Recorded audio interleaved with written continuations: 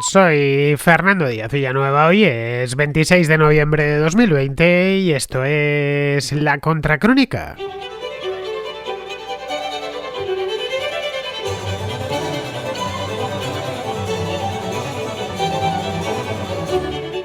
Joe Biden, que ejerce ya de presidente electo y ha montado además una oficina que se llama así, Oficina del Presidente Electo, adelantó este lunes algunos nombres muy esperados, por cierto, de su próximo gabinete.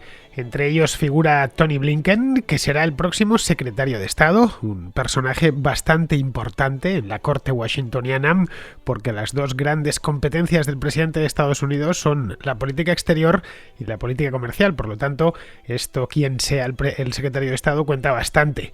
Blinken es un viejo colaborador de Biden, un viejo conocido suyo, fue asesor de seguridad nacional de la vicepresidencia durante el primer mandato de Obama, cuando era Biden vicepresidente. Y luego ya posteriormente fue ascendido a subsecretario de Estado, cuando el segundo mandato de Obama. No es por lo tanto una incógnita, sabemos de qué va este hombre a la perfección, y todo indica que, estando Tony Blinken ahí, la política exterior del gobierno Biden, pues no sabemos si va a retomar exactamente la de Obama, pero es muy probable que vaya por esa vía. Es decir, va a ir a algo más centrado en el multilateralismo y la intervención. Es previsible, digo que es previsible, no seguro porque aún no lo sabemos, pero vamos, es previsible que recupere a los aliados que Trump dejó de lado durante su mandato, que refortalezca la OTAN, que ha quedado bastante debilitada, y que refortalezca también el vínculo transatlántico en general. La incógnita no está, por lo tanto, ahí, sino en China. No se sabe muy bien por dónde tirará el nuevo presidente ni su secretario de Estado. A día de hoy, como bien sabemos, y después de casi 4 años de trumpismo, la relación entre China y Estados Unidos, chimérica, que se llamaba hace unos años, está bastante deteriorada, tanto desde el punto de vista diplomático como desde el comercial. Biden aquí podría seguir los pasos de Obama y contemporizar con el régimen chino o perseverar en el enfrentamiento. Eso está aún por ver. Hay también, por supuesto, vías intermedias, que serán probablemente las que explore el nuevo gobierno. Pero antes de eso, deberá convencer al mundo de que las prioridades del Departamento de Estado ya no son las mismas.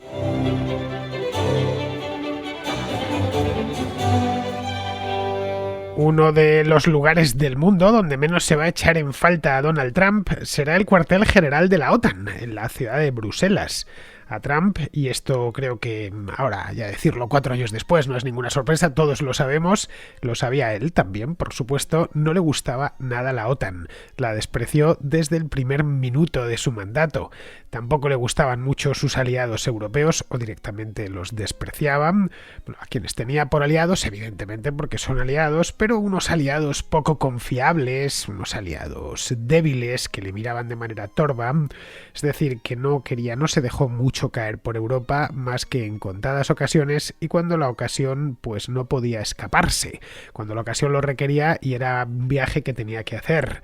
Así que la animadversión era manifiesta y además no solo manifiesta sino mutua, pero el aborrecimiento general que sentía Trump más que por Europa en sí, porque con Europa del Este lo cierto es que sí que tuvo buenas relaciones, más por la Unión Europea, propiamente Europa Occidental.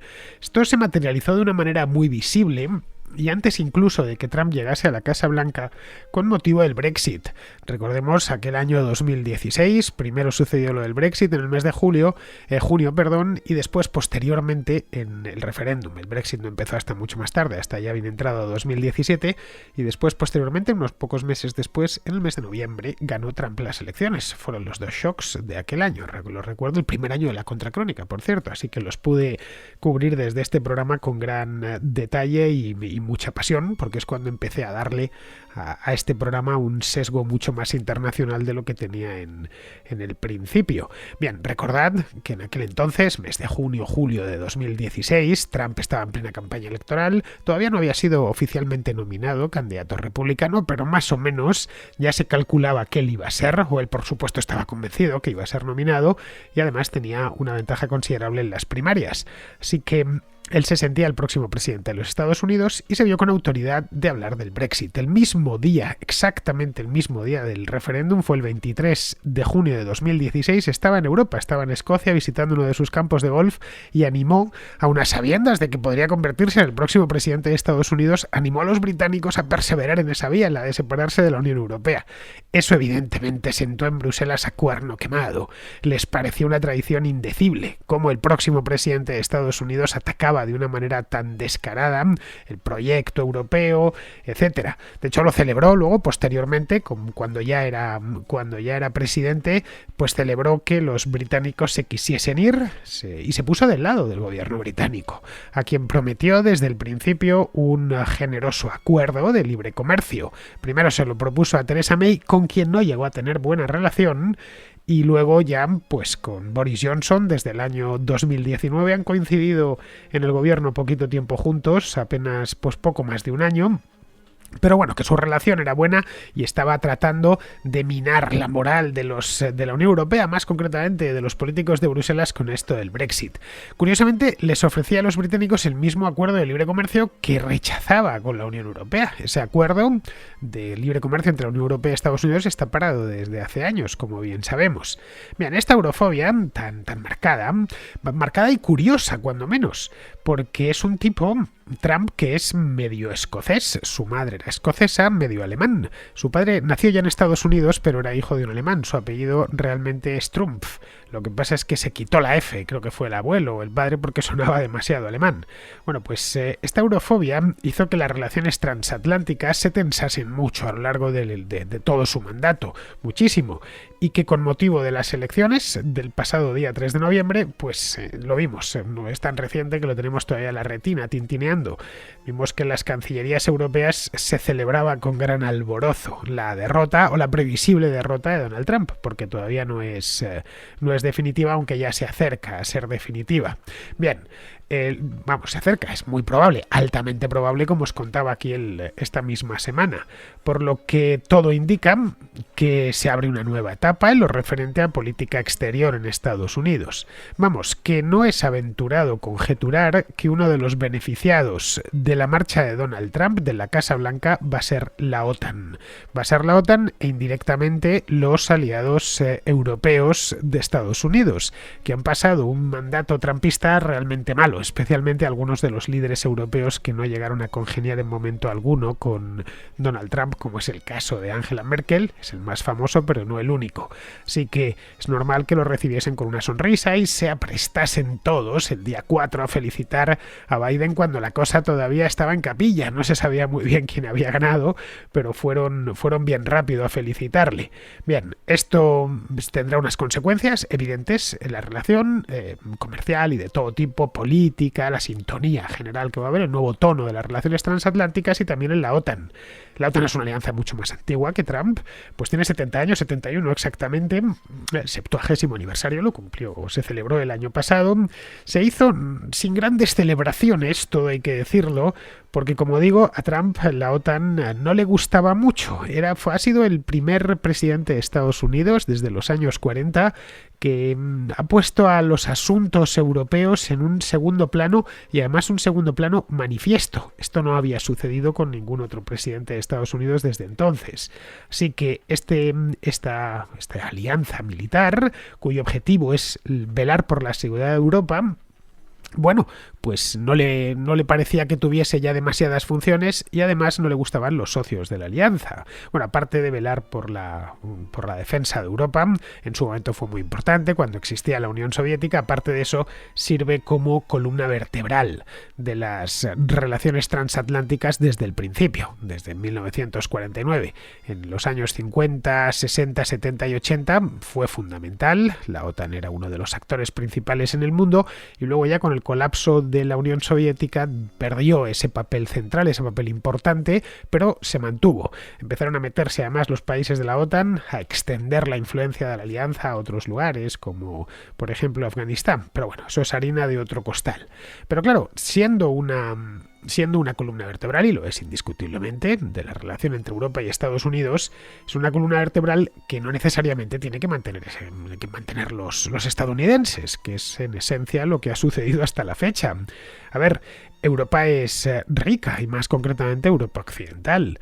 El PIB de la Unión Europea es 10 veces superior al de Rusia. Aquí los líderes europeos coinciden siempre en señalar como la principal amenaza que se cierne sobre sus cabezas. Así que es justo que contribuyan a la defensa común, de acuerdo a sus posibilidades económicas. Las posibilidades económicas de Francia, o de Alemania, o de España, o de Italia, tomadas individualmente, evidentemente no son las mismas que Estados Unidos, pero si se suma todo, sí daría lugar pues a un presupuesto de defensa que no tiene que ser como el estadounidense, porque no tiene una proyección semejante, pero desde luego mayor de lo que es. En este aspecto Donald Trump tenía razón. Señalaba donde más duele, así que es posible que Biden pues en este tema no cambie ni una coma del guión y diga algo así a los europeos, les diga algo así como: miren, caballeros, la defensa es muy cara, extremadamente cara, es lo más caro que hay, y bien, pues tienen que poner de su parte, no será por falta de dinero, que los recursos de Estados Unidos son limitados y que bueno, lo que se pone fuera, ya sea vía los marines o flotas, etcétera, o misiones internacionales, pues eso es algo que tienes que quitar de dentro. Pero bueno, entre Estados Unidos y sus aliados hay más diferencias de las puramente presupuestarias. Esto es quizá lo que más se ha insistido durante los últimos años, pero no es lo único. Vamos, en Bruselas les quita el sueño Rusia. Y ese es casi el monotema de conversación. En esencia, todos los problemas que han detectado desde Bruselas, siempre está Rusia presente por un lado o por el otro. La espinita de lo de Ucrania no terminan de quitársela. Más luego las sucesivas intervenciones que ha hecho, no físicas, quiero decir.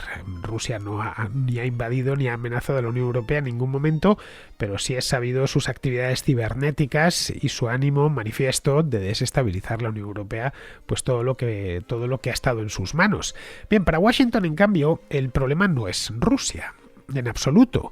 En el caso de Biden, quizá después de aquello de la trama rusa, que al final se demostró que no había sido tanto como aseguraban los demócratas, bueno, realmente se demostró que no había constancia de que hubiese habido una operación secreta de los rusos para conseguir que Hillary Clinton perdiese las elecciones. Como os comenté durante todo el mandato de Trump, esto de la trama rusa me llevó por lo menos 2 o 3 programas, pues al final contaminó bastante las relaciones entre los demócratas, más que entre Estados Unidos, entre los demócratas y Rusia.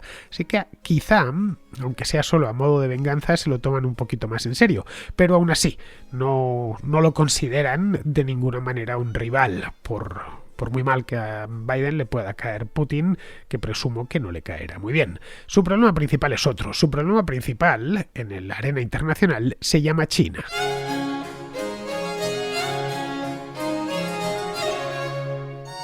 Y ahí mismo, en el tema de China, es donde Biden y su flamante secretario de Estado, del que os hablaba antes, Tony Blinken, tendrán que dar el do de pecho, porque es lo que todos están esperando mientras contienen la respiración. ¿Qué va a pasar con esto? A fin de cuentas, Estados Unidos y China son las dos principales potencias del mundo hoy en día. La primera es Estados Unidos y la segunda es China.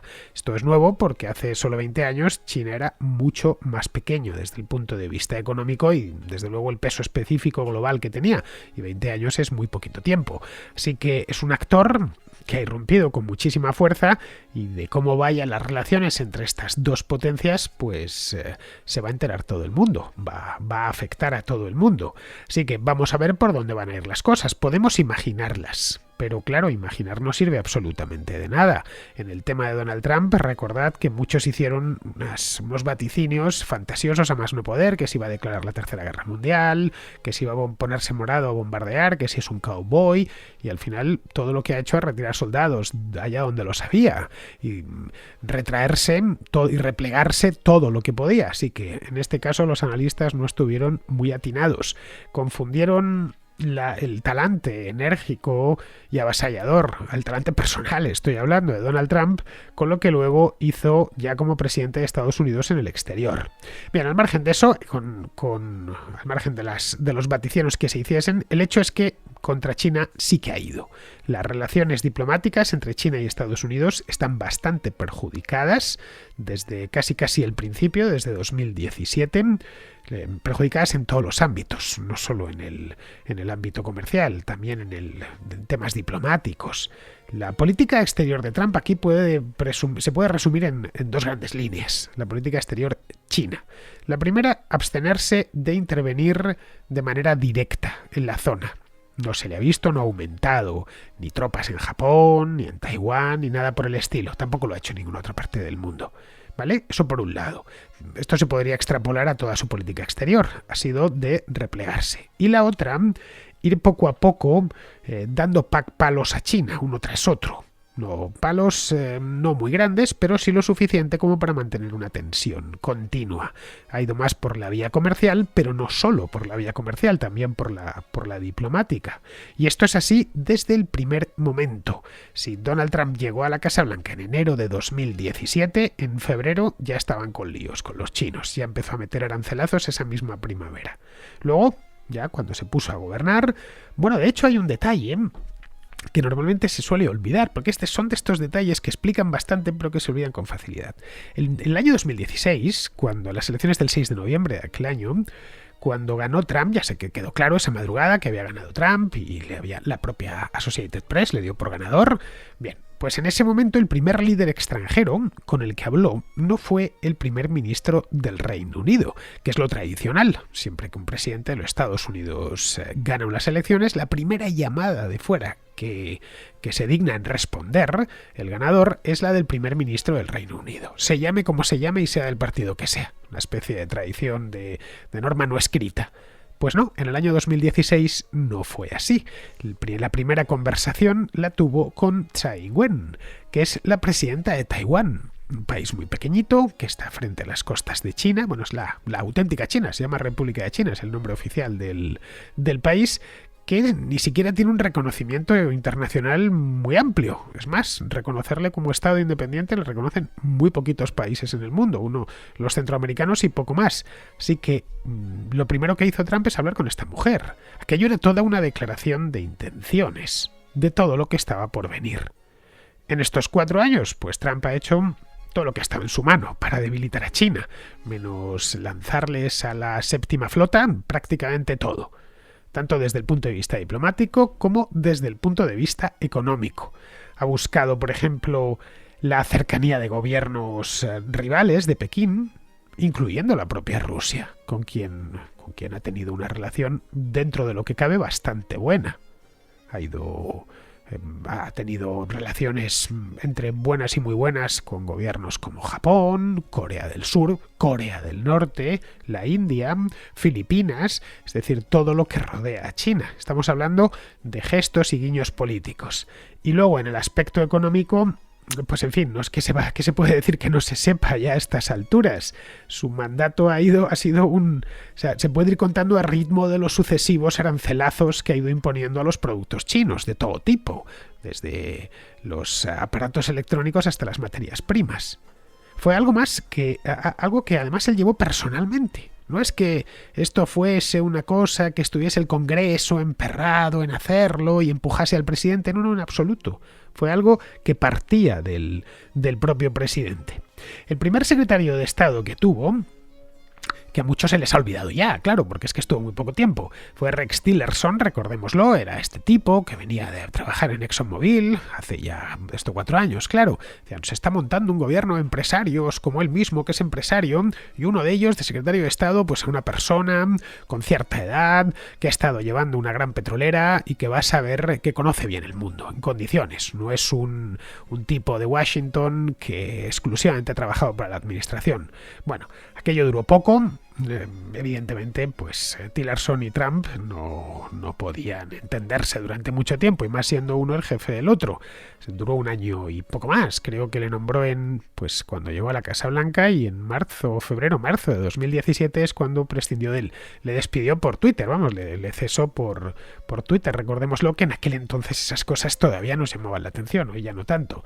Bien, después de él vino un tipo, ya que es el que pasará seguramente a la historia como el secretario de Estado de Trump, que es Mike Pompeo, un tipo extremadamente leal, pero total perruno, que había sido antes director de la CIA. Le había nombrado el propio Trump director de la CIA.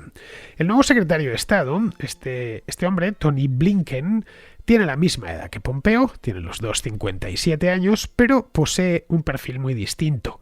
Pompeo es un abogado que hizo dinero en Kansas, que estuvo primero en el ejército, donde estuvo en West Point, y sí, llegó hasta capitán allí en West Point, del ejército de Estados Unidos. Luego ya se graduó, sacó incluso el doctorado en Derecho, estuvo trabajando como abogado, se fue a Kansas, él es californiano, pero se fue a Kansas, y allí junto a unos amigos de West Point, de los que había conocido en la academia, pues montó empresas, etcétera, y ganó bastante dinero. El suficiente como para poder financiar el comienzo de su carrera política. Como representante del Estado, Pompeo fue durante varios años, que estuvo en la Cámara de Representantes por Kansas. Bien, Blinken pertenece a una familia judía de la costa este, Nueva York concretamente. Fue a la escuela en Francia, donde se lo llevaron de niño. Se graduó en Harvard, y con 30 años, es decir, siendo realmente joven, entró en la Casa Blanca. Entró en la Casa Blanca como redactor de discursos de Clinton. Luego ya, con Obama, volvió al gobierno, esta vez como asesor de seguridad nacional del entonces vicepresidente Biden. Ya no tenía 30 años, tenía unos cuantos más, pero vamos, que ha estado siempre muy cercano a toda la élite demócrata. Claro, con ese perfil, y un presidente ya mayor, y sobre todo más que mayor, porque Trump también es mayor, hay que decirlo, cuando le están algunos acusando a Biden de ser muy viejo, bueno, se dan cuenta que ser viejo no es malo, todo lo contrario. Ya me gustaría a mí tener en España un gobierno de gente un poco más mayor y por lo tanto más sabia y más sensata. No, el problema es que está delicado de salud, así que es de esperar que alguien así pueda influir mucho más en la política exterior de lo que hizo Pompeo, a quien le tocó tener un jefe mayor pero con una salud como un roble. De hecho, Pompeo en muchos aspectos ha sido, a lo largo de los últimos 4 años, algo así como el chico de los recados del presidente. Bien, pues de alguien como Blinken, salido del corazón mismo de la administración Obama, pues más o menos sabemos lo que se puede esperar. El propio Biden lo adelantó este mismo lunes, asegurando que con él, dijo textualmente, America is back, es decir, está de vuelta en la escena internacional. Lo dijo en algo así como una rueda de prensa con los nuevos altos cargos y lo que se ponen detrás, esto de presidente electo. O sea, a ver si hay suerte, lo comentaba ayer en Twitter. Y en alguna de estas ruedas de prensa y entrevistas en las que dicen América para referirse a los Estados Unidos, algún periodista hispano les recuerda que América es el continente, no el país. Vamos, que tan americanos son ellos como los chilenos o los costarricenses. Habría que ver la cara que ponen, la cara que se les queda. Pero bueno, el hecho es que Estados Unidos está de vuelta, según el propio presidente electo, y no se sabe muy bien cómo interpretar eso.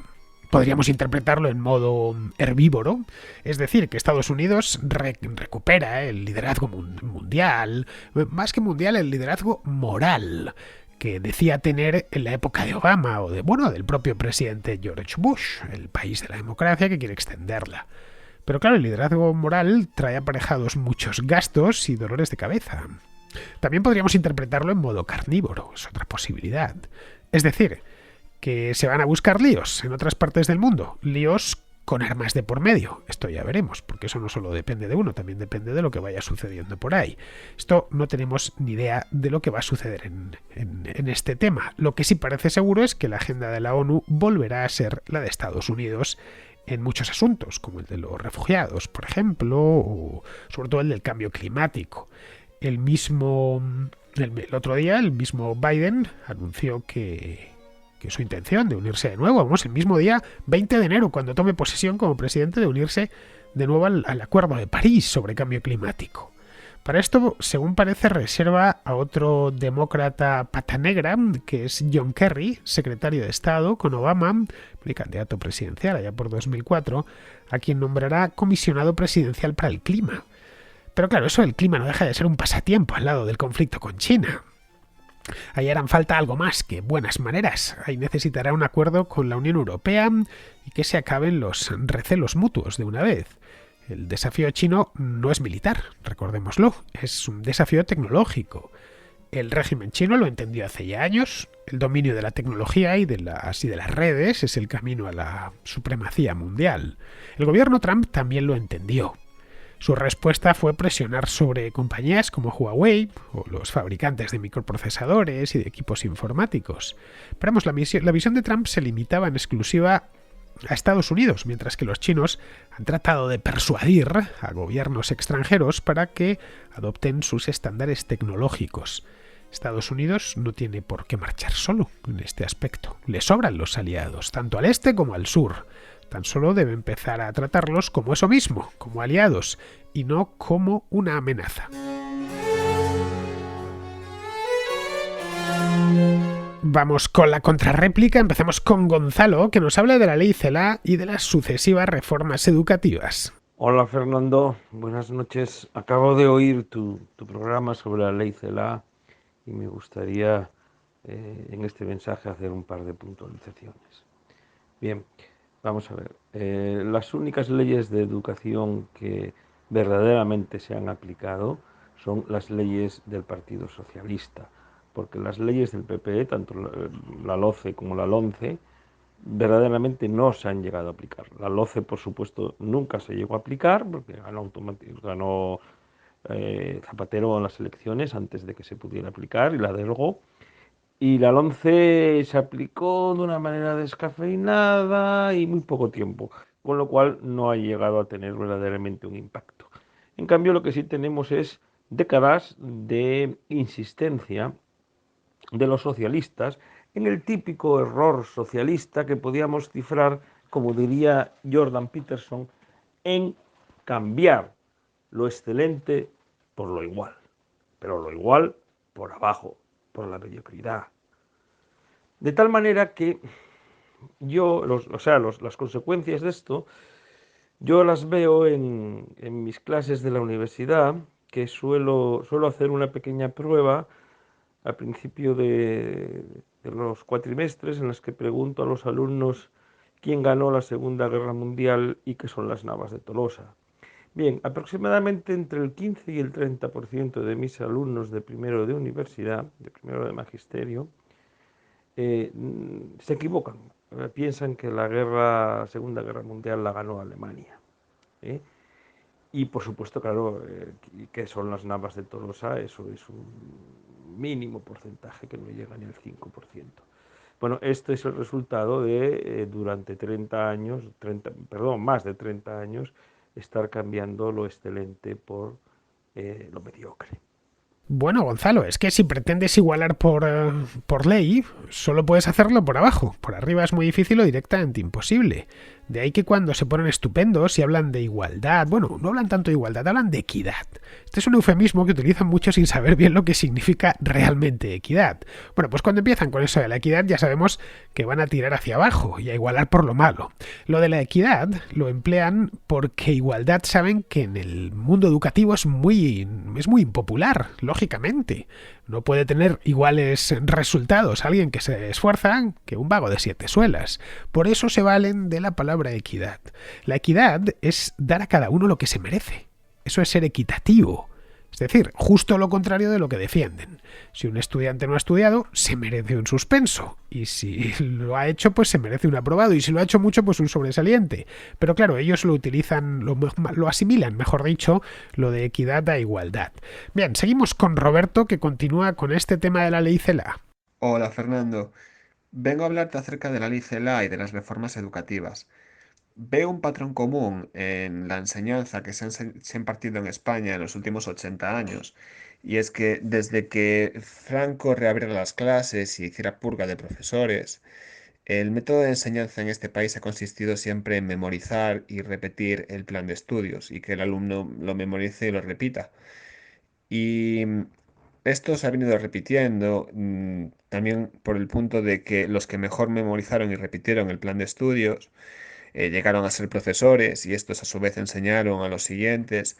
Entonces, no se está cuestionando a veces lo que debería ser la base de por qué el sistema es así y por qué nos lleva a estar en la cola de Europa en cuanto a enseñanza. Y creo que se debería de impartir más enseñanza de pensamiento crítico en las clases y que sobre todo que se dejasen de simplificar los contenidos, porque yo he ido asistiendo a diferentes reformas educativas a lo largo de mi vida y he visto cómo los libros además también iban cambiando nuevas ediciones dentro de la misma reforma educativa y cómo los libros eran exactamente igual los de un año que los del año anterior, solamente que cambiaban algunas frases o cambiaban alguna palabra, sobre todo simplificaban mucho las palabras. Palabras que eran complicadas, pues las ponían de una manera más simple, hasta tal punto de que ya no se estudia español, se estudia lengua castellana, que es una variante regional del español. Las palabras que se dicen por nuestros hermanos al otro lado del charco, pues no las conocemos, no las estudiamos en clase, porque ya no se estudia el español, se estudia la lengua castellana. Se están perdiendo palabras y indudablemente a veces también pasa lo contrario, se inventan nuevas palabras. Sobre todo yo he asistido, por ejemplo, ejemplos clarísimos ha sido el libro de biología, que iba inventando palabras conforme iban saliendo los planes educativos para llamar a cosas que no habían tenido nunca un nombre en gallego, ¿no? Eh, entonces, pues bueno, que es indudable que hace falta una revolución educativa en este país y enseñar pensamiento crítico.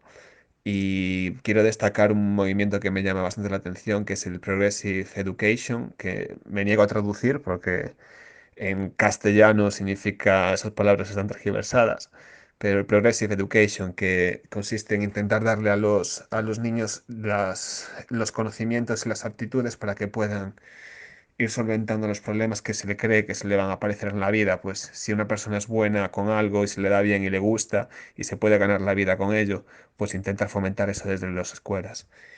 Y nada, quería señalar esto y un saludo. Pues mira, Roberto, en la enseñanza básica, lo que se conoce como primaria, se trata de transferir conocimientos que serán útiles en la vida, muchas veces imprescindibles, como, qué sé yo, saber leer, escribir, el álgebra básica, o nociones de ciencias naturales y ciencias sociales. Ahí no hay mucho pensamiento crítico que valga. A ver, 5 más 2 son 7, 6 por 4 son 24.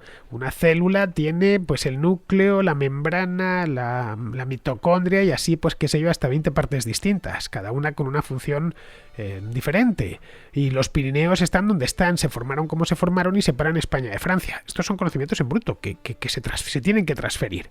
Son conocimientos que sobre los que no cabe discusión, vamos. Se pueden transferir con mejor o con peor fortuna, pero son necesarios para no ir por la vida hecho un ignorante. Podríamos plantearnos si se enseñan de la manera adecuada o por el contrario la metodología es desastrosa, pero nada más. El hecho es que son así, se tienen que pasar de mente a mente, no hay más. Es decir, tiene que haber un preceptor que desde que al niño le enseña a escribir o al niño le enseña a leer. Ahí no cabe pensamiento crítico alguno. Otra cosa distinta es la enseñanza secundaria. Ahí el absorber lo que dice el profesor y repetirlo en un examen sí que me parece una metodología infame. Pero es bueno, es lo que busca el Estado, que absorbas y repitas continuamente, no que aprendas nada, como si todo en la vida fuese una oposición. Bien, vamos a seguir con Andrés, que pregunta por Bildu y si debería ese partido ser ilegalizado. Hola Fernando, espero que estés bien. Tengo una pregunta para ti y también para el resto de contraescuchas, porque necesito una opinión al respecto. Y es que, bueno, a raíz del apoyo de Bildu, ¿no?, a los presupuestos generales del Estado y al 20 aniversario del asesinato del político Ernest Lluch, pues he leído un par de entrevistas del Mundo del Diario.es a dos hijas suyas. Y bueno, o sea, hoy en día Bildu es un partido dentro de la legalidad, ¿no? Abandonaron la lucha armada hace tiempo. Y bueno, pues ahora se encuentra dentro de los cauces democráticos, ¿no? Y me estaba preguntando si, a pesar del rechazo moral que pueden producirle a muchos, su falta de condena a los hechos terroristas, ¿no?, a lo que hizo ETA, si hay algún motivo para que, o sea, para ilegalizar un partido como Bildu, ¿no? O sea, porque simplemente abandonaron la lucha armada porque vieron que ese no era el camino, que el camino era pues más como el de los catalanes, ¿no? Meterse en la política y trabajar desde ahí porque vieron que la lucha armada simplemente no les servía. No es que se arrepintieran de matar, creo yo, o por lo que he estado leyendo, sino que simplemente vieron que ya no les servía el propósito, ¿no? Que había otra forma mejor. Y entonces, el hecho de que no exista este rechazo firme o este perdón, ¿es una razón suficiente para ilegalizar un partido? Porque, bueno, o sea, ahora mismo se ajustan a la legalidad y la verdad no sé si existe una razón de peso para ilegalizar un partido como este. A mí no se me ocurre, pero bueno, tú o seguro alguno de los contraescuchas que sepa pues derecho puede responderme si hay un motivo, ¿no?, para no permitir partidos así en nuestro sistema democrático. Porque, vamos, yo opino que la libertad de expresión pues está por delante y, bueno, que la gente piense lo que quiera, ¿no? Si tú te comportas con respecto a las reglas, pues nada, tienes derecho a participar, ¿no?, de la forma democrática. Y ya digo, a mí, sinceramente, pues moralmente me produce muchísimo rechazo, ¿no?, el grupo Bildu. Pero bueno, pues tenía esa pregunta. Muchas gracias y un fuerte abrazo y enhorabuena por el programa.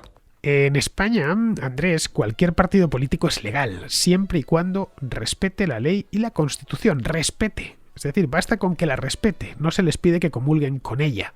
Los padres de la Constitución no querían dejar a nadie fuera del nuevo sistema y aquello la verdad es que estuvo muy bien, porque en el momento en que dejas a alguien fuera, ese alguien puede convertirse en un dolor de cabeza muy grande. Esto se había aprendido de otras épocas de la historia de España.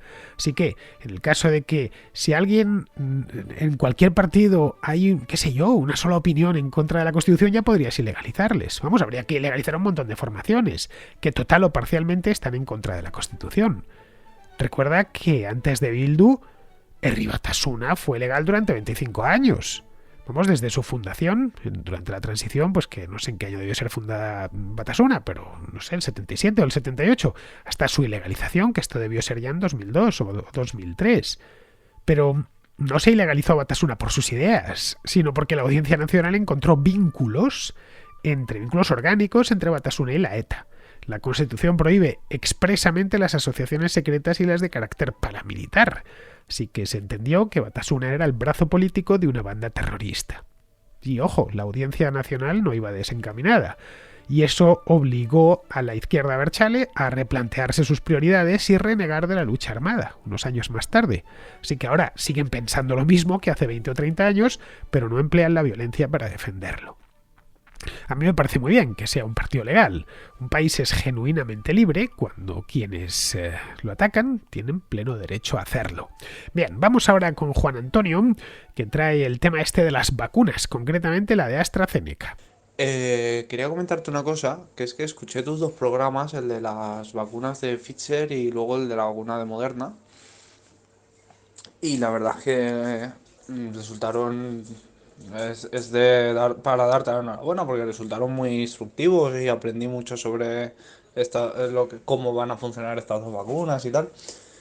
Y justo ahora estaba viendo las noticias, bueno, no las estaba viendo, sino que estábamos comiendo en casa y estaban puestas de fondo, pero el caso es que han empezado a hablar de una nueva vacuna de AstraZeneca. No sé si habrás oído, supongo que sí. Y eso y me resulta curioso porque resulta que a pesar de tener un poco menos de eficacia, las otras dos en torno al 95 y esta en torno al 90, en algunas estimaciones, aunque en otras un 70, pero bueno. Resulta que se puede conservar en temperaturas de entre -2 y -8 grados.